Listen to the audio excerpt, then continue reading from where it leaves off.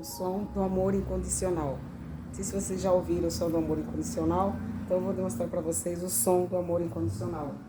Seria o quê? As abelhas, né? Eu tenho, com essa pandemia, com essas coisas todas, as abelhas não tem mais onde tá pegando açúcar, mel, sei lá o que que elas pegam, para poder fazer o mel, né?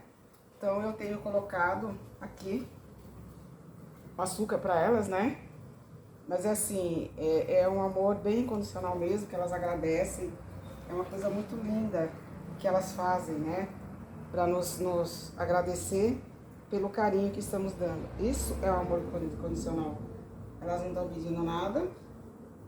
Eu tô só apenas alimentando-as, né? Pode ver que elas não me atacam.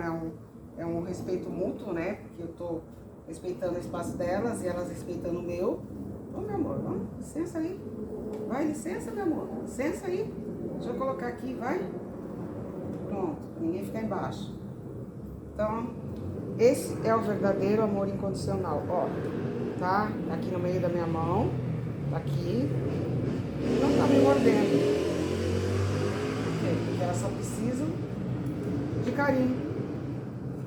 Muito amor. E aproveitam cada gota que a gente dá pra elas. Enquanto nós jogamos tudo fora, né?